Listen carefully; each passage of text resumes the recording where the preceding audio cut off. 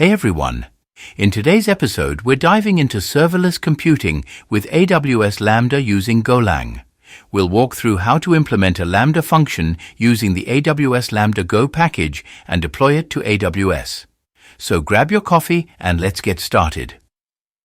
This package is the official Go library for building AWS Lambda functions in Golang. It provides essential tools and types to simplify the creation of Lambda handlers, enabling seamless integration with AWS event sources like API Gateway, S3, DynamoDB Streams, SNS, and more. By abstracting away low-level details, this package makes it easy for developers to focus on writing business logic while ensuring smooth execution within the Lambda runtime. Let's install the AWS Lambda Go package first.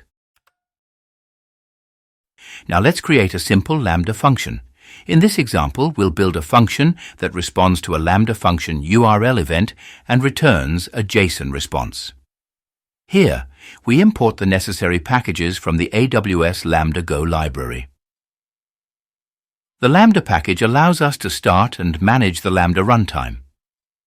The events package provides predefined types for handling AWS Lambda events. Here, we define the main function. This is where our Lambda execution begins. To hook our custom handler function into the Lambda runtime, we use the lambda.start function. We'll pass our handler function as an argument to lambda.start. Now let's look at the core of our Lambda logic, the handler function. This function processes the incoming request and generates a response.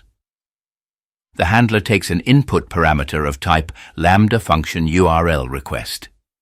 This type is specifically designed for Lambda functions invoked through function URLs. It automatically passes the request data, so you don't have to manually process the input.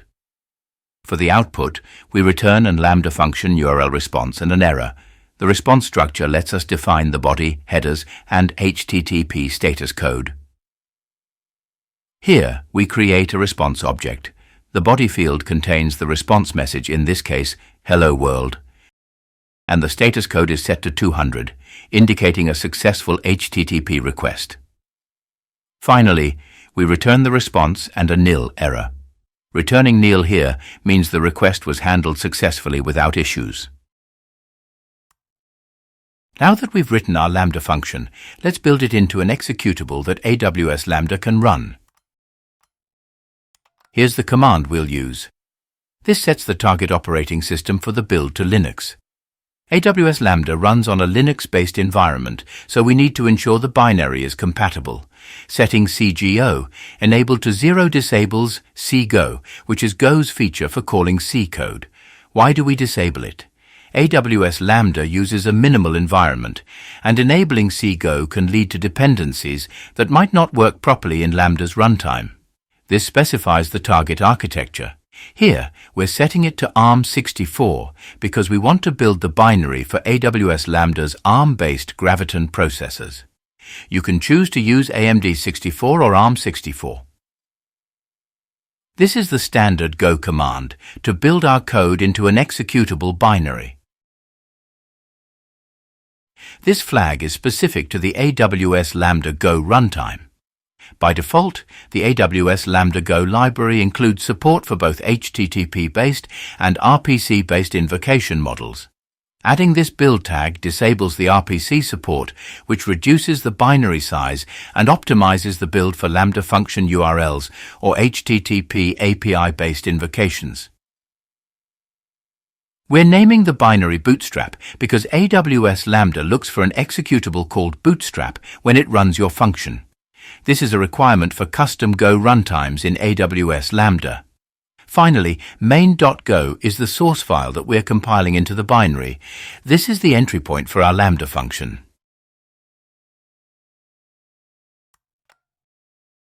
Now we need to bundle the binary into a zip file. We will be using this zip to upload the code to the Lambda function. Now comes the fun part, deploying your Lambda function. There are two ways to do this. using the AWS Console or the AWS CLI. For this episode, we'll use AWS Console. Let's create a new Lambda function. First, we need to name the function. We will name it Go Lambda. Next, we need to choose the runtime. For Go, we need to choose Amazon Linux 2 runtime. We built our code for ARM64, so let's choose ARM64 here. That's it. Now click on this button to create the function.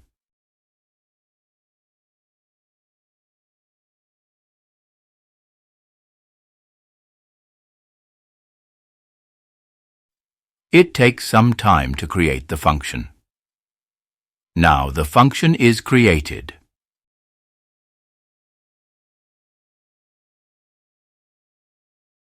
We will upload the zip file containing the binary here.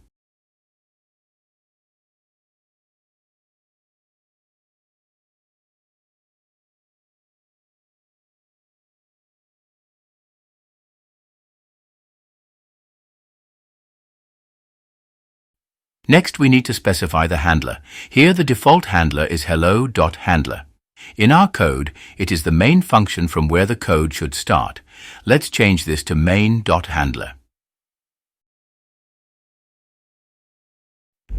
The URL of the function is not created yet. Let's go to the configuration and create the URL. We will not use IAM for this function, so let's choose none.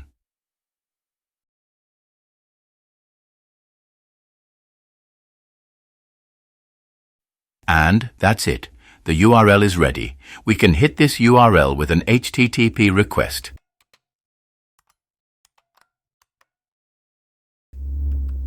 When we hit this URL, we see the response, Hello World. Now that our Lambda function is working, let's see how we can have multiple URLs or APIs in a single Lambda function. We will alter the function to handle HTTP requests for 2 endpoints. We'll also demonstrate how to validate an API key for one of the endpoints. To handle different endpoints, we will extract the path from the URL.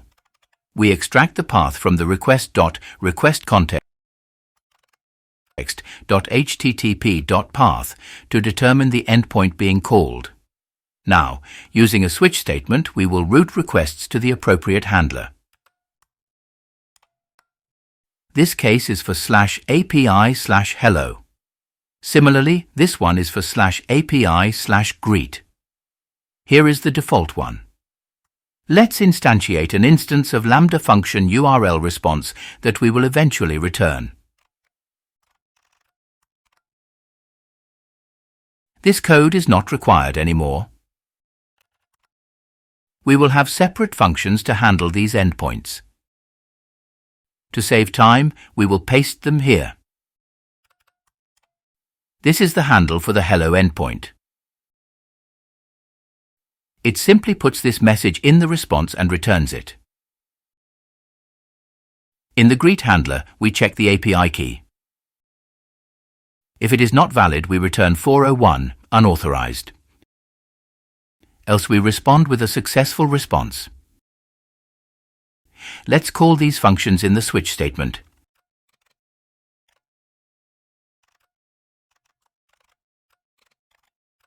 In the handle greet function, we need the API key. We will extract the API key from the header.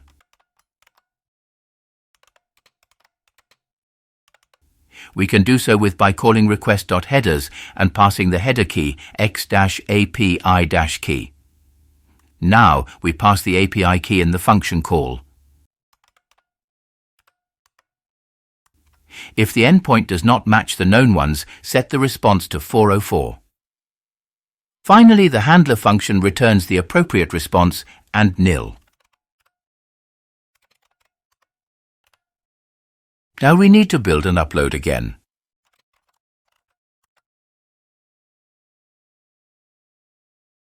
The function is updated. Let's try the new endpoints. Here is the hello endpoint. Great, it gives the expected response. And now we will try the greet URL.